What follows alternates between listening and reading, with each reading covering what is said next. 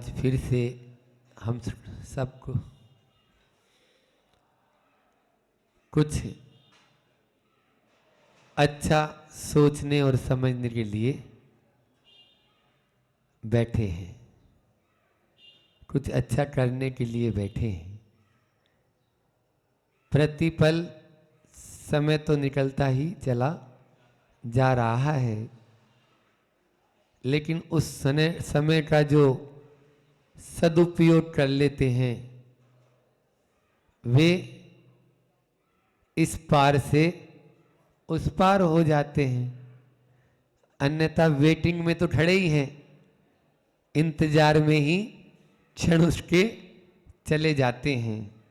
कल अपन ने उपवास के माध्यम से जो प्रोसदोपवास प्रतिमा थी उसके बारे में, उपवास कब करें, कैसे करें, उपवास को करने से हमें लाभ क्या है और किस प्रकार से हम उस उपवास को तोड़ सकते हैं, ये भी जाना था।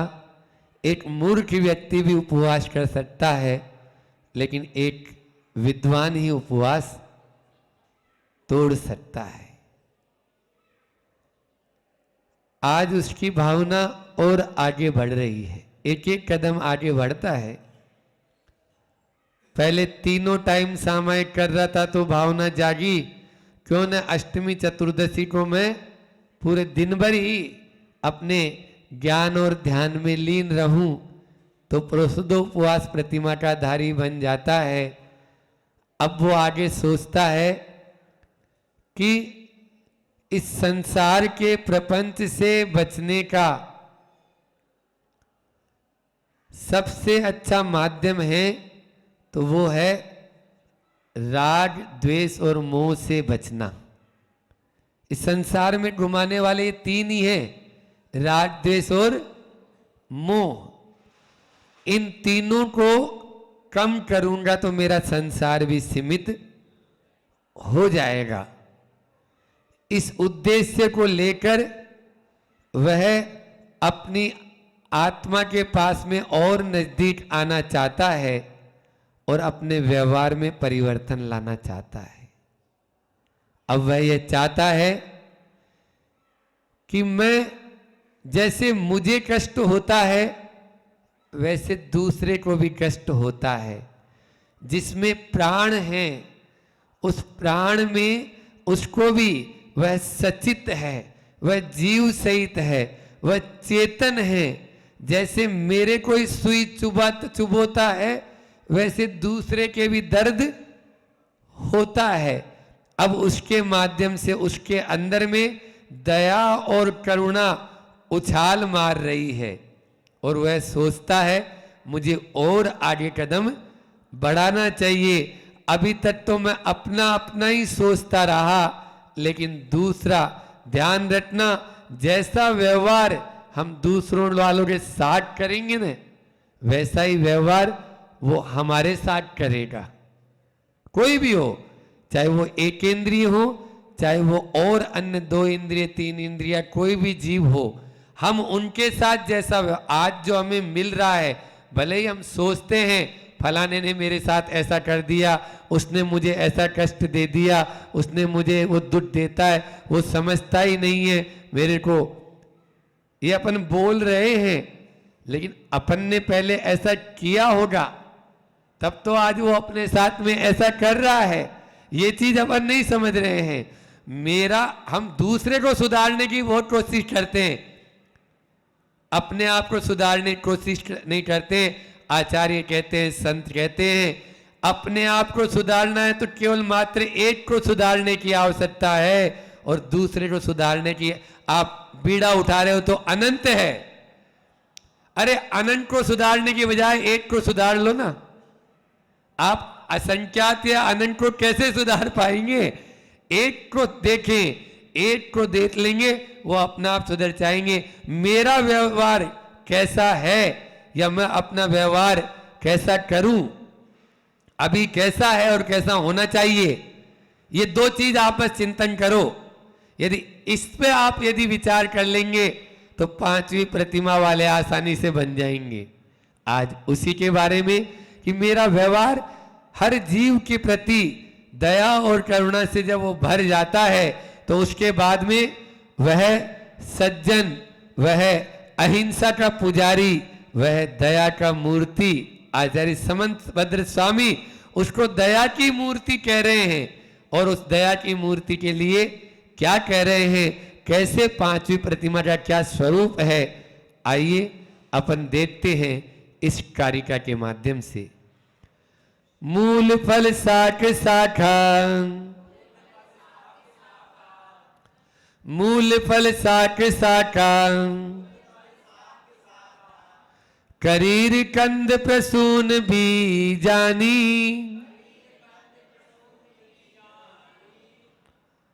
देखो ह्रस्व और दीर्घ का ध्यान रखो लखपति भैया। हाँ, तो अपन जैसे बोलते हैं ना पूजा में भी कि निर्विपामीति, तो पहले जो मी है ना वो दीर्घ है और ती बड़ी छोटी है, ह्रस्व है। तो मी पर आप जो है जोर दो, थोड़ा सा उसको दीर्घ बोल दो। तो बीजानी, तो जा है ना वो बड़ा है तो नी छोटा बोल जाएगा। तो पहले वाले को अपन थोड़ा सा ट्रेस कर देंगे हल्का सा, तो वो दीर्घ हो गया। और अगले को अपना आप ही रस होना, उसको क्यों होना है, और पहले वाले को अपन ने जल्दी बोल दिया तो दूसरा वाला बड़ा बनेगा ही बनेगा। एक को छोटा कर दिया ना आपने, अब दूसरा बड़ा बन जाएगा, तो उसको छोटा करना है, अपन बड़े रहो, ठीक है ना, तो बड़ा बनाओ। तो करीर कंद प्रसून बीजानी,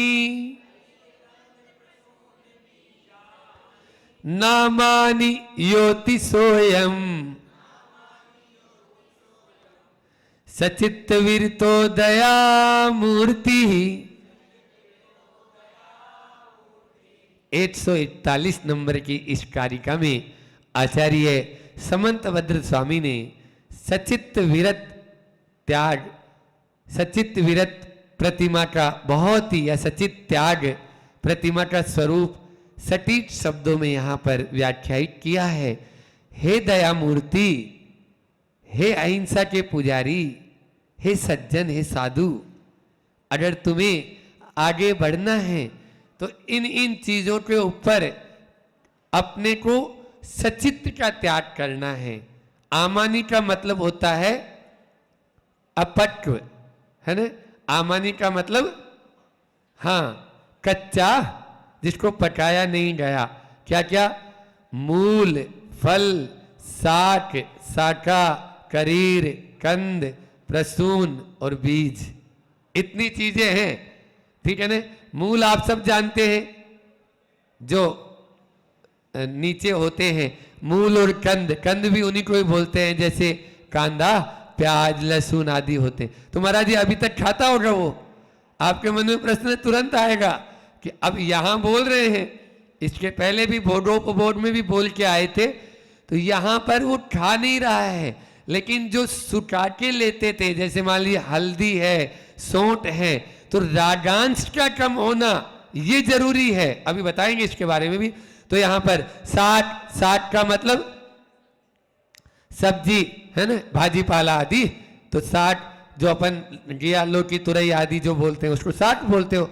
साका, साका का मतलब होता है कि बांस के जो अंकुर होते हैं ना, तो उनको, वृक्ष की जो कोपल है उसको साका बोलते हैं, और बांस के अंकुरों को करीर कहते हैं। दोबारा से बता रहे हैं, साका, साका मतलब होते हैं जो वृक्ष की कोपले, कोपले फूटती है ना पहले, आपने देखा होगा, तो उसको ये होती साका।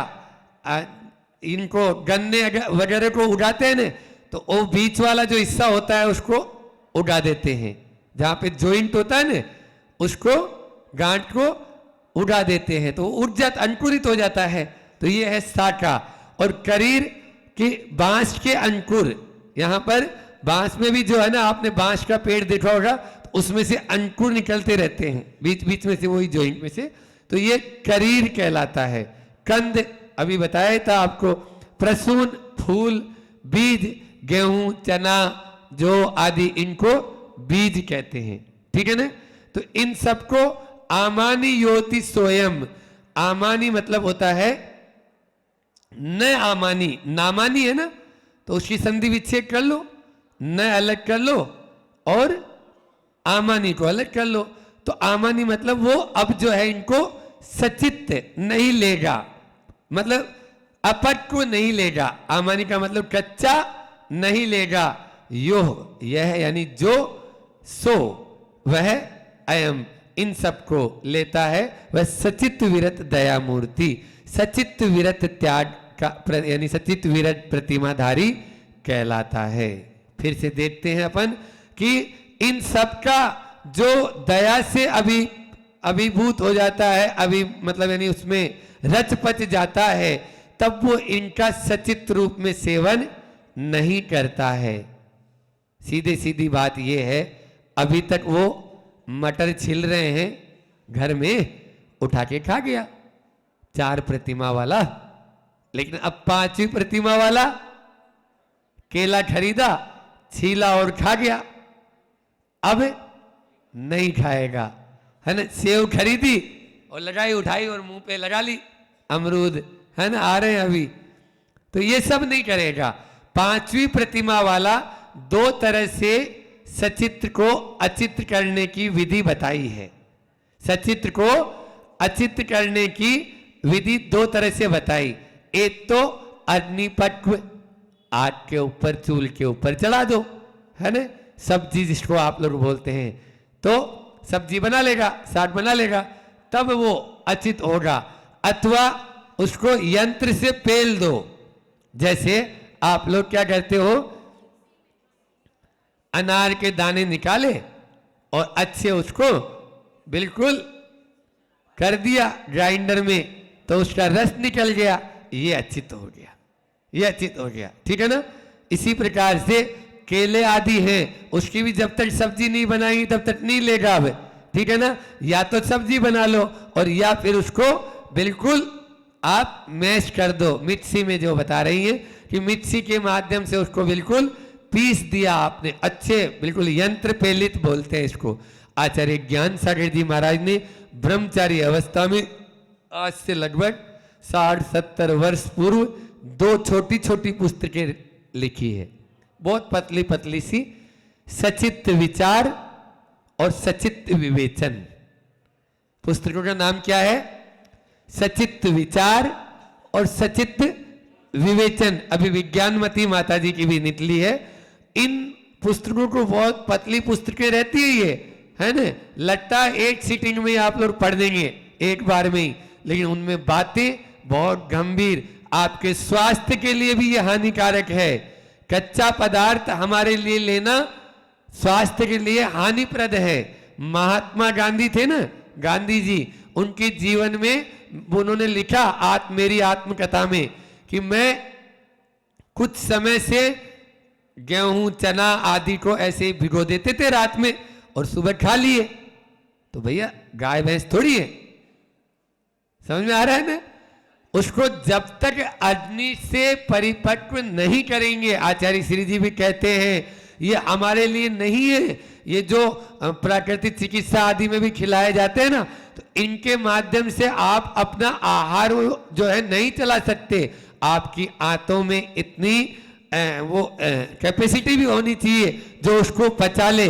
तो इसलिए आप देखते हैं पशु पक्षी जो होते हैं वो तो उनका यानी जो है ना, जैसे कबूतर है, ज्वार साबुत खा लेगा तो सब कुछ भस्म हो जाएगा। उसकी बीट देखो आप, उसकी जो बीट होती है ना बिल्कुल वाइट होती है। कैसे बोलो? उसके अंदर में बहुत ज्यादा गर्मी रहती है। उसकी जो वो जो मल है, बीट है, उस बीट में भी बहुत गर्म है, उसमें भी बहुत गर्मी। लोग इकट्ठा करके इसको बीमारियों में और इनमें काम में भी लेते हैं। कोई फोड़ा फुंसी वगैरह हो जाते हैं उनमें भी बांधते हैं। तो ये सब चीजें आपको बता रहा हूं मैं। यहां पर ये कहना चाह रहा हूं कि सचित्त जो विरत वाला प्रतिमाधारी होगा, अब वो ऐसा यानी दया और करुणा से ओतप्रोत हो गया कि जिस प्रकार से मुझे कष्ट होता है वैसे इनको भी कष्ट होता है। पहले तो वो क्या लेगा? पहले तो वो सूखे पदार्थ जो नेचुरल जो हो गए हैं उन्हीं को लेगा, अग्नि पटु भी करने की आवश्यकता न पड़े। ऐसी यानी यहां पर बताया आपको बीजानी, उन बीजों का उपयोग करेगा। दाल भात रोटी और यही बात चोखी, हमने पहले ही बोला था। आचार्य श्री जी बोलते हैं कि दाल रोटी खाओ और प्रभु के गुण गाओ, ये सबसे अच्छा आहार है। इसमें आपको न कोई हरियाई लेना है न हरी लेना, हरि का नाम भजो, समझ में आ रहा है? हाँ, लेकिन कोई बात नहीं, हरि ले रहे हैं तो फिर ये सचित विरत वाला अब 400 की बात नहीं करेगा, 4-5 अपनी ले ली, एक मर्यादा बांध लेगा, उसके माध्यम से अपना कार्य निकाल लेगा। अब वो ज्यादा हाय हाय और ये नहीं करेगा। क्यों नहीं करेगा? क्योंकि वो जानता है ना इसमें दोष तो है, इसमें दोष तो है। आचार्य श्री जी जब हम लोगों को मूलाचार प्रदीप पढ़ा रहे थे तब बोले कि देखो मैं छोड़ने के लिए नहीं बोल रहा हूं, आपको छोड़ने के लिए नहीं बोल रहा हूं, लेकिन इतना तो मान के चलो उस पे जैसे लौकी है, लौकी पर चाकू चलाते हैं, तो मैं छोड़ने के लिए नहीं बोल रहा हूं आप लोगों को भी, मैं भी नहीं बोल रहा हूं, है ना? लेकिन अपन को बिन जानते दोष गुणन के ते कैसे तजिए गईए, आपको ये मालूम तो होना चाहिए ना कि हम उसको ले रहे हैं तो इसमें ये दोष हैं। आप जब तक आप उसको स्वाद मान मान के चटकारा ले लेके खाते रहेंगे 3 काल तक नहीं छोड़ पाएंगे, नहीं छोड़ पाएंगे। जब तक आपके अंदर में उसके प्रति घृणा नहीं होगी, उसके प्रति ग्लानि का भाव नहीं होगा, उसके प्रति आपका यानी जो है ना रागांश कम नहीं होगा, तब तक आप उसको छोड़ नहीं पाएंगे। यही वही तो बात चल रही है, वही तो चल रही है कि भैया जैसे मुझे हल्की सी सुई चुभाने पर भी दर्द होता है तो उसमें नहीं हो रहा क्या? उसमें भी हो रहा है। इसलिए अरे महाराज जी वो तो बनी हमारे लिए है, ऐसा नहीं, ऐसा ही तो ये फिर संगी पंचेंद्रिय का भी ये कर रहे हैं, तो वो नहीं होना चाहिए। हर चीज के लिए हमें जितने में हमारा काम आसानी से चल रहा है वैसे में आराम से चला सकते हैं, और उसमें भी और मर्यादा को धीरे धीरे धीरे धीरे धीरे धीरे धीरे धीरे कम करते हुए अपन आज हम अष्टमी चतुर्दशी भैया अब हरि का त्याग रहेगा, ठीक है ना? पर्व के दिनों में काय के लिए इन पावन दिन कहे, इनको पावन दिनों में हम हरि नहीं लेंगे। अब चलो अष्टानी का पर्व है 8 दिन हरि नहीं लेंगे, चलो अब 10 लक्षण पर्व है 10 दिन हरि नहीं, चलो 16 कारण पर्व है 32 दिन अब हरि नहीं लेंगे, ये भी तो कर सकते हैं। बोलो दया की मूर्ति बनना है तब तो ऐसा ही हो पाएगा। अपन को दया मूर्ति करके वो संबोधन दे रहे हैं, कौन? आचार्य समंत भद्र स्वामी, आप सबको भी दया मूर्ति बोल रहे हैं, वो बोल रहे कि नहीं बोल रहे हैं? तब जाके हमारा यह इस प्रतिमा का पालन अच्छे से हो पाएगा, अन्यथा उसका पालन करना बहुत कठिन है। पहले आचार्य समंत भद्र स्वामी ने इसके पहले जब 12 व्रतों का वर्णन किया था तो उसमें भोगोपभोग परिमाण व्रत आया था। भोगोपभोग परिमाण व्रत में उन्होंने उस समय भी कि किस प्रकार से हम अपनी जो भोग और उपभोग की चीजें हैं उनको लिमिट करें, उनकी सीमा बनाएं। एक बार भोगे सो भोग और बार बार भोगे सो उपभोग। अब जो भोग और उपभोग उसमें भी आजीवन त्याग कर दिया तो वो यम, और कुछ समय के लिए नियमों परिमित कालो, वहां पर एक कारिका आई थी, 9 कारिकाओं में वर्णन आया था इसी चीज का। आज यहां पर वो 141वीं कारिका में नहीं, वहां पर 82 से लेकर 90 नंबर तक की कारिका में ये चीज बताए हैं कि आपको ये तैयारी करना है, आगे यदि बढ़ना है तो आप इस तरह से धीरे धीरे धीरे धीरे जो चीजें आपके लिए लेने योग्य है ही नहीं उनका तो आजीवन त्याग कर दो, इसको कहते हैं यम। और जो चीज आप ले रहे हो लेने योग्य है, बच्चे है, अबच्चे नहीं है, लेकिन उसका भी कुछ समय के लिए आप और कम कर दो, ये कहलाता है नियम। ये क्या कहलाता है? नियम। नियमों परिमित कालो, वहां पर उसी समय बोला था यदनिष्टम तद्व्रते, जो आपके लिए अनिष्ट है उसका त्याग कर दो। 5 प्रकार के अवश्य बताए थे। कौन कौन से अवश्य होते हैं बोलो, बताएंगे अध्यक्ष जी? पहला होता है बहुघात या बहु स्थावर घात, फिर दूसरा त्रसघात, फिर तीसरा प्रमाद कारक, चौथा अनुपसेव्य और पांचवा आपका अनिष्ट कारक।